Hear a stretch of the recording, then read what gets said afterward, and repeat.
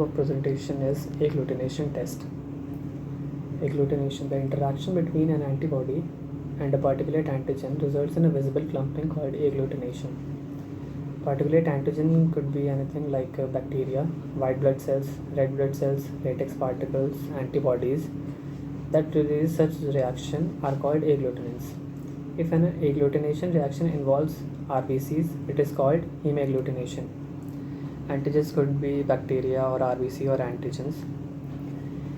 What are agglutinins and agglutinogen?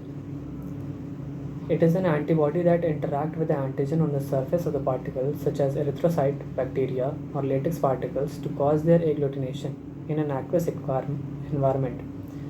Agglutinogen. It is the antigen on the surface of the particle, such as RBC, that react with the antibody known as agglutinin to produce agglutination. The most widely known agglutinogens are those of the ABO related blood group systems. There are various types of agglutination test, like slide agglutination test, plate agglutination test, tube agglutination test, passive agglutination test, microscopic agglutination test, and heme agglutination test. The application of agglutination test is that reaction now have a wide variety of application, like in detecting of both antigen and antibody, like blood grouping, diagnosis of infections and non-infectious diseases, measure levels of certain therapeutic drugs, hormones, and plasma proteins. Detection of antigens and antibodies. The agglutination reaction may be used to identify the antigen or antibody in a patient sample. When testing for antibody, the antigen concentration is constant for each dilution being tested. When the testing of antigen, the antibody concentration is constant for each dilution being tested. Agglutination and precipitation. Agglutination are similar in principle to precipitation reaction. They depend on the cross-linking of the polyvalent antigen, with the exception that precipitation reaction involves soluble antigens, while agglutination involves particulate antigens. Precipitation reaction represents a phase change while the agglutination reaction manifests as clumping of antigen or antibody complexes.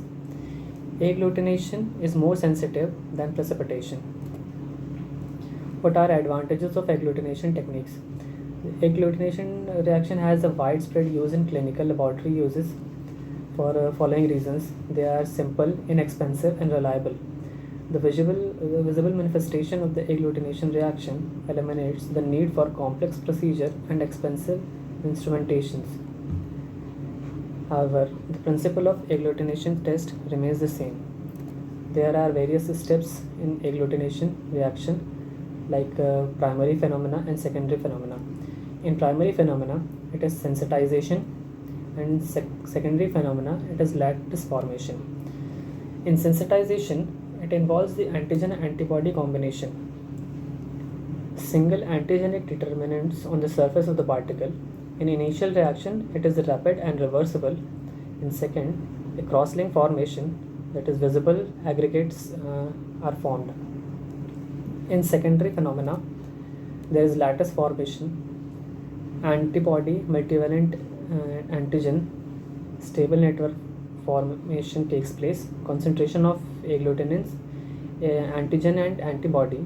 They are governed by various physiochemical factors like ionic strength, pH, and temperature.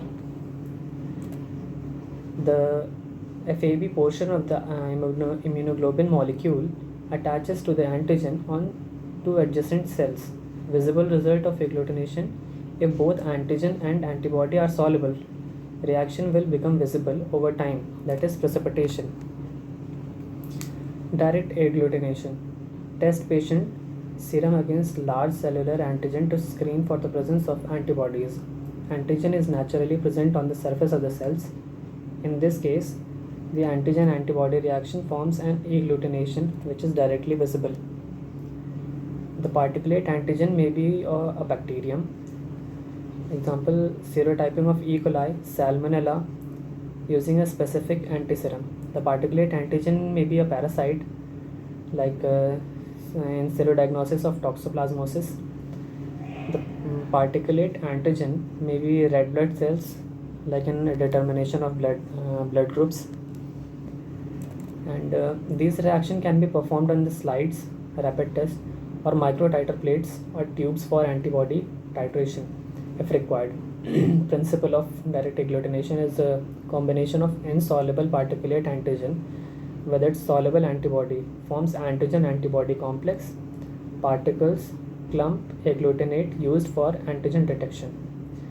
Example: bacterial agglutination test for serotyping and serogrouping. Example: Vibrio cholerae, Salmonella. Then slide agglutination test.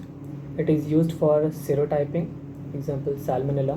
Antigen isolated Salmonella in suspension. Antigen used is Salmonella and antibody is specific antiserum against the Salmonella. Place test Salmonella in a drop of saline on the slide, add a drop of antiserum, mix and keep it for 1 minute. Examine for agglutination. Then is heme agglutination. It is used to detect antibody to erythrocyte antigen. Sufficient concentration of antibody present. Antibody cross-link agglutination. Non-reactive, insufficient antibody present, no agglutination takes place. Binding different antigen on the RBC surface is detect antibodies to antigen to other than those present in the cells. Thank you.